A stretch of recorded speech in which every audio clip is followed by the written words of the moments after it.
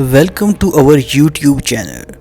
अगर आपने हमारा चैनल सब्सक्राइब नहीं किया तो जल्दी से सब्सक्राइब कर लें। तो चलिए शुरू करते हैं आज की हॉरर स्टोरी। आज की हॉरर स्टोरी हमें बॉम्बे से मुकेश ने भेजी है। चलिए उनकी कहानी सुनते हैं उन्हीं की ज़ुबानी। मेरा नाम मुकेश है और मैं एक प्राइवेट फार्मा कंपनी में जॉब करता हूँ। ये वाक़या 2010 का है, जब मेरी जॉब नई स्टार्ट हुई थी और मुझे जॉब के सिलसिले में पुणे जाना पड़ा। मैंने आबादी से कदरे दूर एक घर किराए पर लिया, क्योंकि ये घर मुझे बहुत मुनासिब किराए पर मिल गया था और कंपनी की साइट भी घर से करीब ही थी। इसलिए मैंने फ़ौरन ही हाँ कर दी और अपना सामान भी शिफ्ट कर दिया। मेरे घर के साथ एक और घर भी बना हुआ था, लेकिन वो घर बंद था। वो काफ़ी पुराना लगता था, जैसे काफ़ी टाइम से वहाँ कोई ना रहता हो और ना ही उस घर की रिनोवेशन कराई गई हो। शाम के बाद उस घर से अजीब सा डर महसूस होता था। सर्दियों के दिन थे और मैं अपनी फैमिली के साथ रात 10 बजे ही सोने के लिए लेट जाता था। अक्सर साथ वाले घर से अजीबोगरीब आवाज़ें सुनाई देती थीं। कभी लगता था कि कोई ज़ोर ज़ोर से चीख रहा हो और उस पर कोई टॉर्चर कर रहा हो। कभी कभी ऐसा लगता था कि हमारे घर की वो दीवार जो साथ वाले घर से मिली हुई थी, उसमें कोई कील ठोंक रहा हो या ज़ोर ज़ोर से हथौड़ी मार रहा हो, जबकि हम सब जानते थे कि उस घर में कोई नहीं रहता। इन तमाम एक्टिविटीज़ की वजह से कभी कभी हम सारी रात ठीक से सो नहीं पाते थे।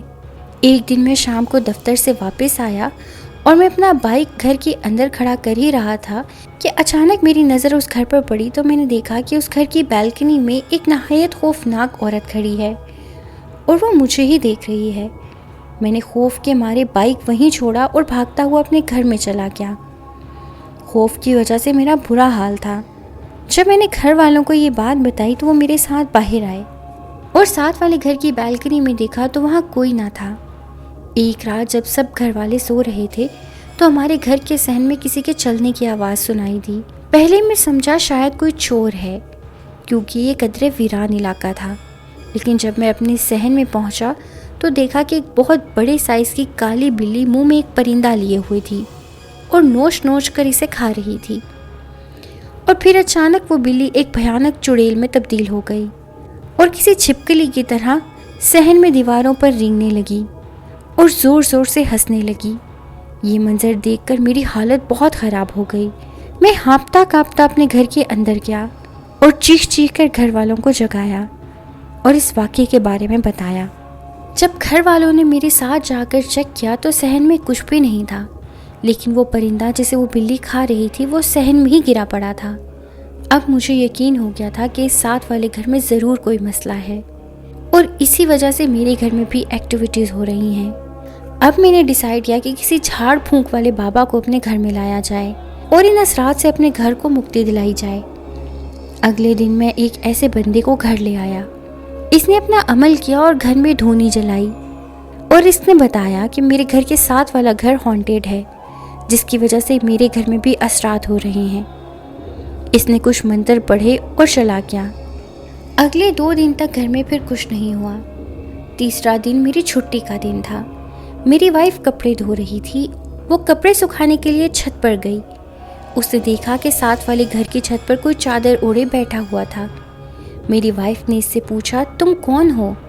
इसने कोई जवाब नहीं दिया। जब मेरी वाइफ ने इससे दोबारा पूछा तो उसने अपने सर से कपड़ा उतार दिया। वो निहायत खौफनाक चुड़ैल थी। वो अचानक हवा में उड़ी और उस घर के सहन में जाकर गायब हो गई। ये देखकर मेरी वाइफ ने चीख मारी और बेहोश हो गई। मैं भागा छत पर पहुंचा। उस दिन हमने फैसला किया कि अब हम ये घर छोड़ देंगे, क्योंकि साथ वाले घर में जो भी चीज़ थी वो मुकम्मल तौर पर उस घर पर काबिज हो चुकी थी और इस घर को भी अब अपने कब्जे में लेना चाहती थी। वो किसी झाड़ फूंक और मंत्र से भी नहीं जा रही थी। इस वक्त अपनी जान बचाने के लिए वो घर छोड़ना बहुत ज़रूरी था। हमने उसी दिन वो घर छोड़ दिया। मैं कुछ दिन अपने दोस्त के घर रहा और फिर मैंने आबादी वाले इलाके में एक घर ले लिया। सुनने में आया कि वो दोनों घर आज तक आबाद नहीं हुए और जो भी उस घर के करीब से गुजरता है तो उसे अजीबोगरीब चीखें सुनाई देती हैं। अब मेरी प्रमोशन हो चुकी है और मेरी पोस्टिंग भी बॉम्बे में हो चुकी है। लेकिन आज भी जब मैं ये वाक़या याद करता हूँ तो खौफ से कांप जाता हूँ। तो ये थी हमारी आज की हॉरर स्टोरी। उम्मीद है आपको पसंद आई होगी। अगर आपको हमारी स्टोरी अच्छी लगी है तो इसे लाइक और शेयर करें। चैनल को सब्सक्राइब ज़रूर कीजिएगा।